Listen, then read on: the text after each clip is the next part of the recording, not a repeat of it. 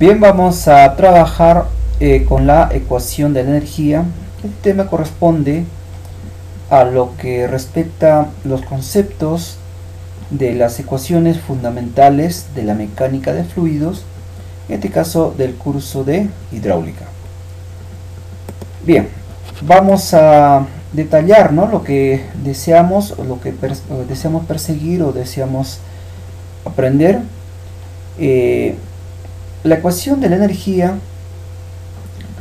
se basa principalmente en aplicar la primera ley de la termodinámica. Esta primera ley de la termodinámica trata principalmente de energías. Nos dice pues que debe existir un balance de energías.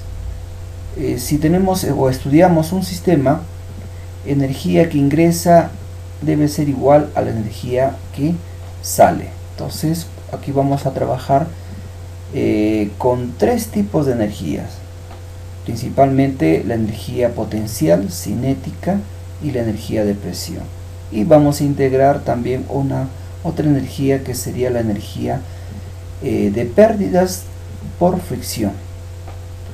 Bien, entonces vamos a detallar ahora la ecuación del movimiento a lo largo de una línea de control.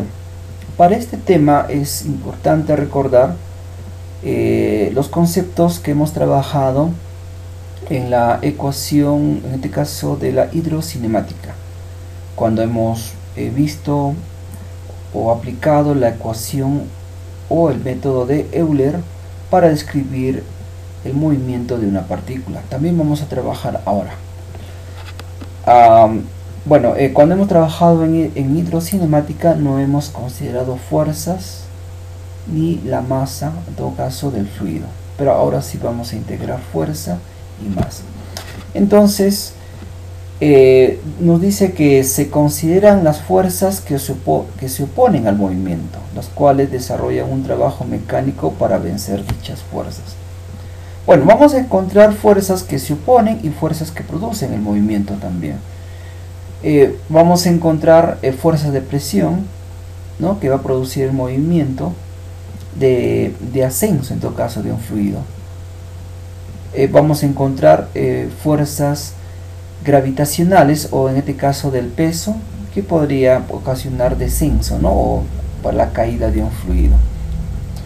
Bien, entonces vamos a considerar esas dos fuerzas. Obviamente va a existir una fuerza más que se va a oponer al movimiento, que sería la fuerza de fricción, pero no vamos a considerar inicialmente, pero después vamos a integrar a la ecuación esta fuerza. Vamos a aplicar la segunda ley de Newton. La segunda ley de Newton, recordemos que nos dice que la sumatoria de fuerzas va a ser igual a masa por aceleración. Entonces aquí también vamos a sumar fuerzas, las fuerzas que hemos manifestado, y a la vez vamos a igualarlos a la masa del fluido multiplicado por la aceleración, pero en este caso será la aceleración tangencial. Bien, entonces tenemos aquí en este gráfico la línea de control, bien, por donde pues transita esta partícula. Vamos a nosotros a establecer un volumen de control, un pequeño volumen de control, las cuales va a ser nuestro objeto de estudio, cuyas características, como es un pequeño volumen de control, la longitud será la derivada de S, ¿no?, que será pues a lo largo de la línea de control. Vamos a tener un área transversal que sería derivada simplemente de A, ¿de acuerdo? Entonces, y también vamos a tener una derivada de Z, que va a corresponder pues a la diferencia de alturas entre la salida y el ingreso. Bien, eso serían las características de nuestro volumen de control. Ahora, por la parte de la superficie de control, o la parte externa del volumen, vamos a encontrar las fuerzas. En este caso vamos a trabajar con la fuerza de presión. Aquí encontramos la fuerza de presión de ingreso y por el otro lado una fuerza de presión de salida. La fuerza de presión de ingreso simplemente será presión por la derivada del área, de esta área transversal, y para la salida va a haber un incremento de presión. Observamos, ¿no? A la presión vamos a incrementar un diferencial de presión que a su vez va a ser multiplicado por la derivada de S, ¿no? Entre el diferencial de S. Todo esto multiplicado por la derivada del área. Eso sería entonces la fuerza de presión. También vamos a tener las fuerzas del peso en sí. Entonces aquí tenemos el peso, las cuales tenemos que el peso es igual a peso específico por volumen. Peso específico será densidad por gravedad y volumen sería la derivada del área transversal por la derivada de S, ¿no? Que sería la longitud, y encontraríamos el volumen de total, ¿no? Del volumen de control en sí. Bien, entonces podemos observar en este otro gráfico, ¿no? Lo que nosotros podemos encontrar en el volumen de control. Todo esto de aquí sería el volumen de control. Tendríamos una altura inicial, una altura final, que sería Z.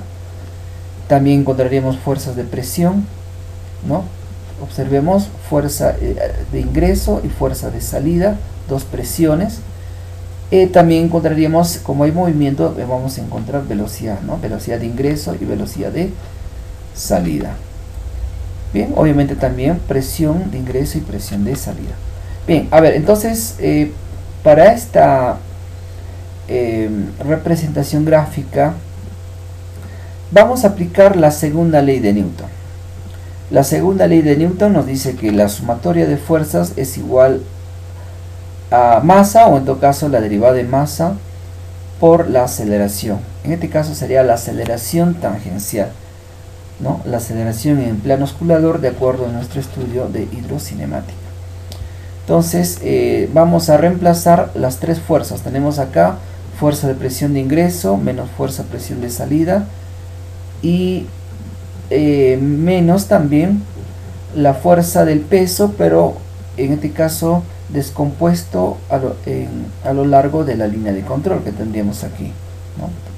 Presión de ingreso, presión de salida, o menos presión de salida, y menos la fuerza del peso, pero en este caso estamos descomponiendo a lo largo de la línea de control, por eso estamos multiplicando por coseno de teta. Esto va a ser igual a la masa. Masa sería densidad por volumen, ¿no? Densidad por derivada de área por derivada de S, todo sería volumen, multiplicado por la aceleración en el plano osculador. Bien, ahora desarrollando esta ecuación vamos a encontrar la ecuación de Euler, ¿no? Esta ecuación de Euler está en función de la derivada de la presión entre la densidad más la gravedad por la derivada de Z más la velocidad por la derivada de la velocidad, y esto es igual a 0.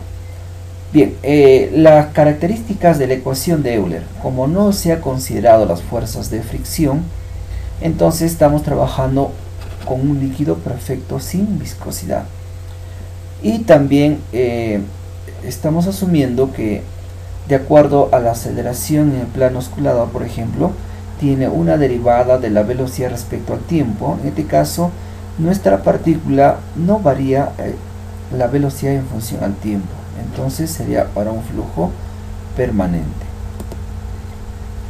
Bien, ahora para encontrar la ecuación de Bernoulli, o para encontrar la ecuación de la energía, vamos a integrar la ecuación de Euler. Bien, entonces al integrar la ecuación de Euler encontramos esta otra ecuación, ¿no? Vamos a encontrar Z, que sería la altura, ¿no? Entre dos puntos, entre entrada y salida, más la presión entre el peso específico más la velocidad al cuadrado entre dos veces la gravedad. Bien, ahora como estamos trabajando entre entrada y salida, entonces quiere decir que aquí tenemos tres energías. En la ecuación de Bernoulli tenemos tres energías, ¿no? Esas tres energías nos dice que tenemos, la primera sería la energía potencial, ¿no? O la energía también de posición, ¿no? La segunda, esta sería la energía de presión, ¿no? O en este caso del fluido por unidad de peso, y la energía cinética, que está en función de la velocidad por unidad de peso también. Bien, ahora aquí debemos tener bastante cuidado en las energías. Z es altura, entonces estará en unidades de longitud. Presión entre peso específico también nos da unidad de longitud. Y velocidad al cuadrado entre 2 veces la gravedad también nos da unidad de longitud. Entonces, estas tres energías están dados en unidad de longitud. Bueno, entonces en este gráfico podemos observar que la sumatoria de estas tres energías al ingreso debe ser igual a la sumatoria de estas tres energías a la salida. Bien, entonces como tenemos nosotros las unidades de cada una de estas tres energías es unidad de longitud, entonces podemos expresar. Tenemos acá una línea de control. Esta línea de control tenemos dos puntos, ingreso y salida. Podemos observar que ingreso es menor y salida es mayor altura. Bien, ahora si sumamos estas tres energías, altura, presión y la energía de velocidad, debe ser igual a la salida, ¿no? Solamente que la altura al ingreso es menor y la altura a la que va a elevar el fluido a la salida es mayor. Entonces, para que ocurra eso, la energía de presión y la energía cinética debe ser mayor, principalmente la de presión. Entonces, si tenemos mayor presión, entonces esa presión va a tener una caída de presión a la salida, y ya vamos a encontrar menor presión. Y la energía cinética también, si hubiera pues una diferencia, en este caso de áreas transversales, entonces podemos encontrar también una diferencia, ¿no? O una caída de energía cinética. Bien, entonces, bueno, aquí tenemos las ecuaciones, o la ecuación correspondiente a la ecuación de Bernoulli, y aquí tenemos la representación de gráfica. Entonces, podemos también aclarar, cuando nosotros trabajamos en alturas, o sea Z, nos estamos refiriendo a la energía potencial o energía de posición. Y cuando nosotros trabajamos con presión, se refiere a la energía de presión o piezométrica. Y si nosotros trabajamos con velocidad, se refiere a la energía cinética. Bien, entonces, por resultar de interés práctico, se va a demostrar que en un depósito lleno de un líquido, la energía por unidad de peso es la misma en todos los puntos. Bien, esta aclaración o esta observación que vamos a realizar ahora es de mucha importancia, porque tenemos muchas aplicaciones para la ecuación de la energía cuando vamos a trabajar con tanques. Entonces, podemos nosotros analizar un punto, ¿no? Que está dentro del nivel del fluido, o también podemos analizar otro punto que está exactamente en el nivel del fluido. Claro, cada uno tendrá distintas alturas de acuerdo al plano de referencia. Vamos a analizar en este punto el punto A. En este punto A podemos nosotros sumar sus tres energías. Z sería la energía de posición, P la energía de presión que tienen A, y la energía cinética, ¿de acuerdo? Para este caso, la energía cinética o de velocidad en un tanque se pone como 0, porque en un tanque el fluido no está en movimiento. Entonces la energía cinética es 0. Ahora, presión entre peso específico es altura, ¿no? Que sería la altura a la cual está sumergido este punto. Entonces vamos a encontrar solamente Z más H. Z más H será H minúscula, o la altura a la cual está sumergido este punto. Encontraremos la altura total, ¿no? Entonces eso quiere decir que si analizamos un punto que está dentro del tanque o un punto que está afuera, va a ser lo mismo, y por comodidad obviamente vamos a trabajar en este caso con el nivel del fluido. Bien, entonces recordemos dos cosas. Para tanques básicamente vamos a trabajar con el nivel del fluido y no existe movimiento, por lo tanto la energía cinética en tanques va a ser igual a 0. Bien, entonces para encontrar la ecuación general de la energía debemos considerar principalmente la fuerza de fricción. Entonces nos dice acá, de considerarse la viscosidad en el análisis, aparecería un término adicional en función del esfuerzo de corte, que representaría la energía por unidad de peso empleada para vencer las fuerzas de fricción, y se representa, ¿no?, en forma gráfica. En todo caso, tendremos aquí la línea piezométrica, porque tenemos acá una serie de piezómetros, las cuales nos indica pues que el fluido va a circular, sí, pero va a existir pérdidas por fricción. Esas pérdidas por fricción va a hacer que la línea piezométrica, ¿no?, descienda. Cada vez se va a ir perdiendo la energía inicial que se tiene acá. Entonces esa energía de presión, o en este caso de pérdidas o de caída que va a producir una caída de presión, sería se integra en todo caso a la ecuación general, ¿no?, pero negativo, porque esto resta, ¿no?, va a restar a la energía inicial.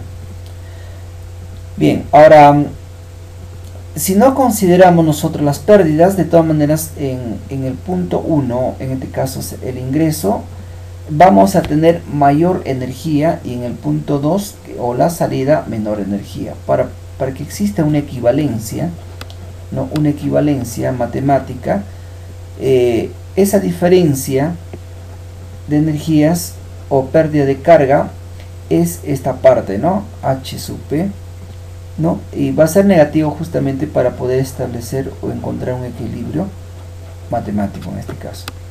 Entonces aquí podemos ver lo siguiente, ¿no?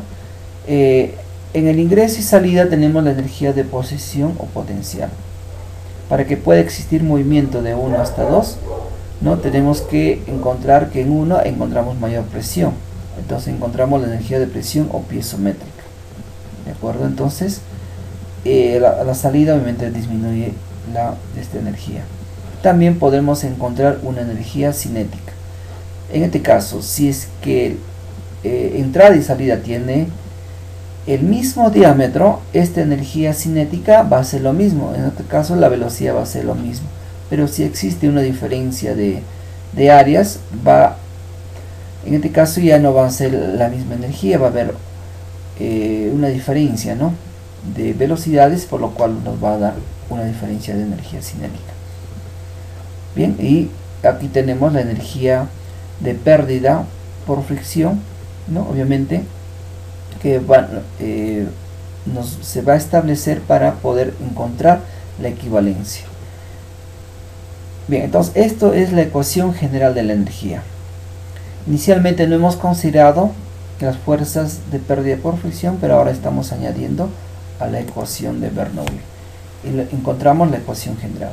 Ahora cabe recalcar, o en este caso poner en conocimiento, de que existe un factor llamado coeficiente de Coriolis, que sirve para corregir la ecuación de la energía, pero básicamente en lo que se respecta a la energía cinética.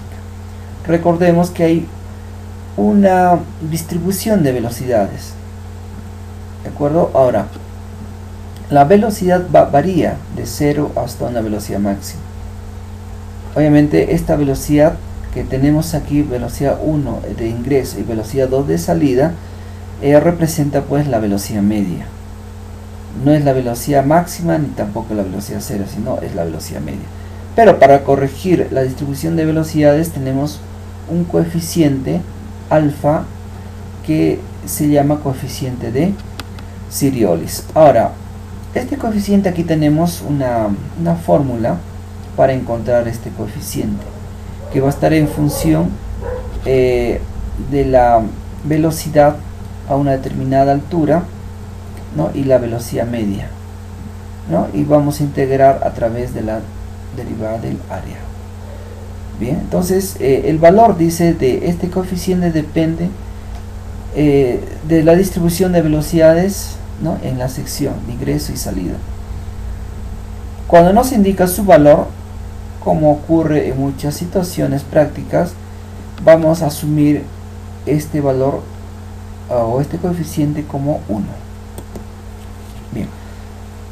Bien, vamos entonces por último a detallar que para que pueda subir un fluido o ascender o la energía o la potencia que tenemos, vamos a representar de la siguiente forma, ¿no? Dice, peso específico por el caudal representa el peso del líquido que pasa por la sección por unidad de tiempo. O en todo caso, peso específico por caudal por H.